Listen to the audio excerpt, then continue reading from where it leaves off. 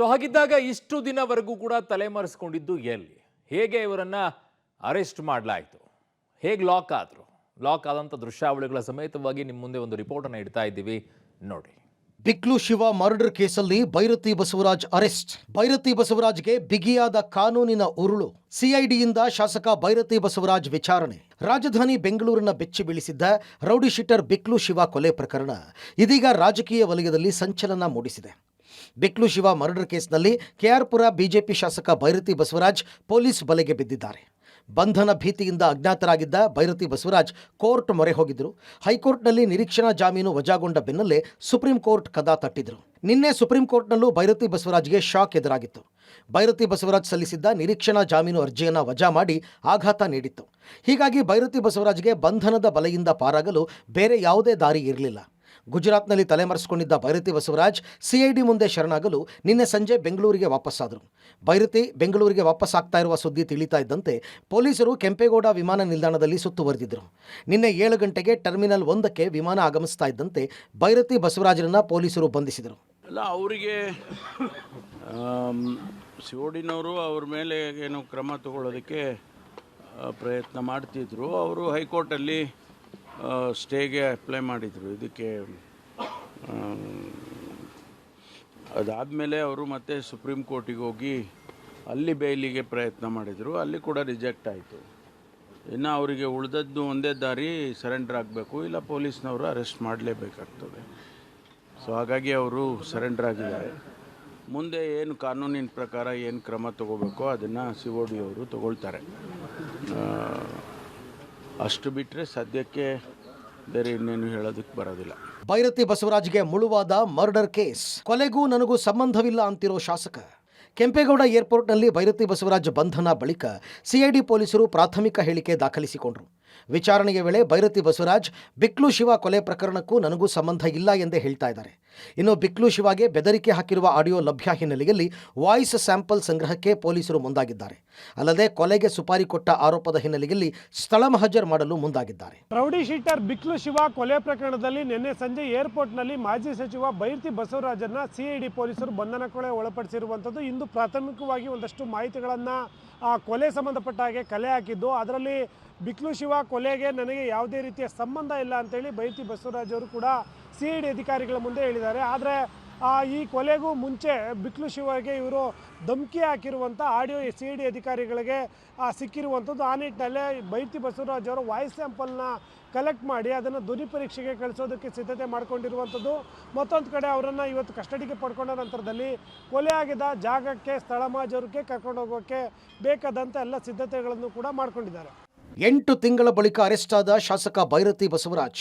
ಕೊಲೆಗೆ ಪರೋಕ್ಷ ಕುಮ್ಮಕ್ಕು, A1 ಜಗ್ಗಾ ಜೊತೆ ನಂಟು. ಜಮೀನು ವಿಚಾರವಾಗಿ ಈ ಹಿಂದೆ ಬಿಕ್ಲು ಶಿವ ಮತ್ತು ಬೈರತಿ ಬಸವರಾಜ್ ನಡುವೆ ತೀವ್ರ ವೈಷಮ್ಯವಿತ್ತು. ಇದೇ ಕಾರಣಕ್ಕೆ ಬಿಕ್ಲು ಶಿವ ಈ ಹಿಂದೆ ರಾಮಮೂರ್ತಿ ನಗರ ಪೊಲೀಸ್ ಠಾಣೆಯಲ್ಲಿ ಬೈರತಿ ವಿರುದ್ಧ ದೂರು ಸಹ ನೀಡಿದ್ದ. 2025 ಜುಲೈ 15ರಂದು ಹಲ್ಸೂರು ಬಳಿ ರೌಡಿ ಶೀಟರ್ ಬಿಕ್ಲು ಶಿವನನ್ನು ತಾಯಿಯ ಎದುರೇ 8 ರಿಂದ 12 ದುಷ್ಕರ್ಮಿಗಳು ಕೊಚ್ಚಿ ಕೊಲೆ ಮಾಡಿದರು. ಕೊಲೆಗೆ ಬೈರತಿ ಬಸವರಾಜ್ ಪರೋಕ್ಷವಾಗಿ ಸಾಥ್ ನೀಡಿದ್ದಾರೆ ಎಂಬ ಆರೋಪ ಇದೆ. ಹಳೆಯ ಹಾಗೆಯೇ ಕೊಲೆಗೆ ಪರೋಕ್ಷ ಕುಮ್ಮಕ್ಕು ನೀಡಲು ಕಾರಣವಾಯಿತಾ ಎಂಬ ಆಯಾಮದಲ್ಲಿ ಸಿಬಿಐ ತನಿಖೆ ಚುರುಕುಗೊಳಿಸಿದೆ. ಬಿಕ್ಲು ಕೊಲೆ ಕೇಸಲ್ಲಿ ಕೆಲವು ಅಂಶಗಳನ್ನು ಪರಿಗಣಿಸಿರುವ ಸುಪ್ರೀಂ ಕೋರ್ಟ್ ಸರಣಿ ಘಟನೆಗಳು ಪೂರಕವಾಗಿ ನಡೆದಿದೆ. 2 ಗುಂಪುಗಳು ಜಗಳ ಆಡುವಾಗ ಆರೋಪಿತ ಶಾಸಕರು ಸ್ಥಳಕ್ಕೆ ಭೇಟಿ ನೀಡಿದ್ದಾರೆ. ಆಸ್ತಿಯ ಜಿಪಿಎ ತೋರಿಸಿದ್ದಾರೆ. ಬಿಕ್ಲು ಶಿವನಿಗೆ ತಾಯಿಯ ಮುಂದೆ ಗನ್ ತೋರಿಸಲಾಗಿದೆ. ಕಾಲ್ ರೆಕಾರ್ಡ್ ಪರಿಶೀಲನೆ ನಡೆಸಿದಾಗ ಗನ್ ಹೊಂದಿರುವ ವ್ಯಕ್ತಿ A1 ಜಗದೀಶ್ ಜೊತೆ ನೇರ ಸಂಪರ್ಕ ಹೊಂದಿದ್ರು. ಬಳಿಕ ಇವರು ಶ್ರೀಲಂಕಾಗೆ ಪಲಾಯನ ಮಾಡಿದ್ದಾರೆ. ಬೈರತಿ ಬಸವರಾಜ್ ವಿಚಾರಣೆ ಎದುರಿಸಬೇಕು. ಈ ಹಿಂದೆ ನಿರೀಕ್ಷಣಾ ಜಾಮೀನು ಪಡೆದಾಗ ಹೇಗೆ ಇರಬೇಕು ಅಂತ ಗೊತ್ತಿಲ್ವಾ ಅಂತ ಕೋರ್ಟ್ ಗರಂ ಆಯಿತು. ಸುಪ್ರೀಂ ಕೋರ್ಟ್ನಲ್ಲಿ ನಿರೀಕ್ಷಣಾ ಜಾಮೀನು ಅರ್ಜಿ ವೇಳೆಯಲ್ಲಿ ನ್ಯಾಯಾಧೀಶರು ಕೂಡ ಒಂದಷ್ಟು ಅಂಶಗಳನ್ನು ಪರಿಗಣನೆಗೆ ತೆಗೆದುಕೊಂಡಿದ್ದಾರೆ. ಅಂದರೆ ಬಿಕ್ಲು ಶಿವ ಕೊಲೆ ಪ್ರಕರಣಕ್ಕೂ ಮುಂಚೆ A1 ಆರೋಪಿಗಿರುವಂಥ ಜಗದೀಶು ಮತ್ತು ಬಿಕ್ಲು ಶಿವ ಇಬ್ಬರ ಮಧ್ಯೆ ಗಲಾಟೆ ಆಗುತ್ತೆ. ಆ ಸಂದರ್ಭದಲ್ಲಿ ಏನು ಮಾಜಿ ಸಚಿವರಾದಂಥ ಬೈರತಿ ಬಸವರಾಜ್ ಅವರು ಕೂಡ ಸ್ಥಳಕ್ಕೆ ಹೋಗಿದ್ದರು. ಅದಾದ ನಂತರದಲ್ಲಿ ಆ ಆಸ್ತಿಗೆ ಸಂಬಂಧಪಟ್ಟ ಹಾಗೆ ಒಂದು GPA ಮಾಡಿಸ್ಕೊಂಡಿದ್ರು.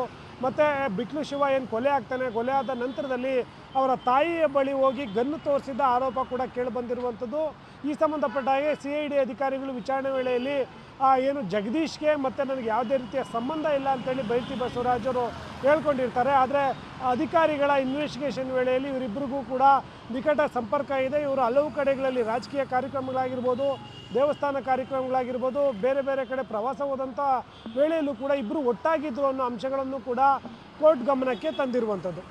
ಬಿಕ್ಲು ಶಿವ ಕೊಲೆ ಕೇಸ್ನ ಆರೋಪಿ ನಂಬರ್ 5 ಭೈರತಿ ಬಸವರಾಜ್ ವಿರುದ್ಧ ಕೇಳಿಬಂದ ಆರೋಪಗಳು ಏನು ಅಂತ ನೋಡೋದಾದರೆ, ಭೈರತಿ ವಿರುದ್ಧದ ಆರೋಪಗಳು: A1 ಜಗ್ಗ ಅಲಿಯಾಸ್ ಜಗದೀಶ್ ಜೊತೆ ಕ್ಲೋಸ್ ಕಾಂಟ್ಯಾಕ್ಟ್, ಕೊಲೆಗೆ ಪರೋಕ್ಷವಾಗಿ ಕುಮ್ಮಕ್ಕು ನೀಡಿದ ಆರೋಪ, ಬಿಕ್ಲು ಶಿವ ಭೈರತಿ ಬಸವರಾಜ್ ನಡುವೆ ಇದ್ದ ಭೂ ವ್ಯಾಜ್ಯ, ಭೈರತಿ ವಿರುದ್ಧ ರಾಮಮೂರ್ತಿ ನಗರದಲ್ಲಿ ದೂರು ನೀಡಿದ್ದ ಬಿಕ್ಲು ಶಿವ, A1 ಆರೋಪಿ ಜಗ್ಗನ ಜೊತೆ ಕುಂಭಮೇಳದಲ್ಲಿ ಕಾಣಿಸಿಕೊಂಡಿದ್ದು, ಘಟನೆ ದಿನ A1 A4 ಆರೋಪಿಗಳ ಜೊತೆ ಮಾತನಾಡಿರೋದು, ಬಿಕ್ಲು ಶಿವನ ತಾಯಿ ಮೇಲೆ ಪ್ರಭಾವ ಬೀರಿ ಹೇಳಿಕೆ ಬದಲಾಯಿಸಿದ್ದು, ಭೈರತಿ ಬರ್ತ್ಡೇಯಲ್ಲಿ ಕೆಲ ಆರೋಪಿಗಳು ಇರೋದು ಪತ್ತೆ, ಆರೋಪಿಗಳ ಜೊತೆ ಟವರ್ ಲೊಕೇಶನ್ ಕಾಲ್ ರೆಕಾರ್ಡ್ಸ್ ಪತ್ತೆ, ಆರೋಪಿಗಳ ಜೊತೆ ಭೈರತಿ ಬಸವರಾಜ್ ಇರುವ ಫೋಟೋಗಳು ಪತ್ತೆ.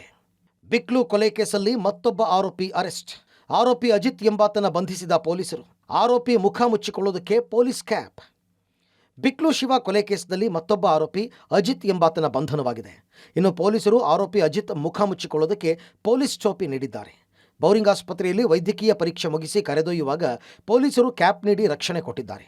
ಕೊಲೆ ಪ್ರಕರಣದ ಆರೋಪಿಗೆ ಮುಖ ಮುಚ್ಚಿಕೊಳ್ಳೋದಕ್ಕೆ ಪೊಲೀಸರು ಕ್ಯಾಪ್ ನೀಡಿದ್ದು ಸರಿನಾ ಅನ್ನೋ ಪ್ರಶ್ನೆ ಉದ್ಭವಿಸಿದೆ. 8 ತಿಂಗಳಿನಿಂದ ಆರೋಪಿ ಭೈರತಿ ಬಸವರಾಜ್ ಪೊಲೀಸರ ಕೈಗೆ ಸಿಗದೆ ಕಾನೂನು ಹೋರಾಟ ಮಾಡ್ತಾ ಇದ್ರು. ಕೊಲೆ ಕೇಸ್ನಿಂದ ಬಚಾವಾಗಲು ಪ್ರಯತ್ನಿಸಿದ್ದ ಭೈರತಿ ಬಸವರಾಜ್ ಪ್ರಯತ್ನ ಫಲಿಸಲಿಲ್ಲ. ಬೇರೆ ವಿಧಿ ಇಲ್ಲದೆ ಅಜ್ಞಾತವಾಗಿದ್ದ ಶಾಸಕ ಭೈರತಿ ಬಸವರಾಜ್ ಬಂಧನದ ಬಲೆಗೆ ಬೀಳಲೇಬೇಕಾಯಿತು. Crime bureau, public TV.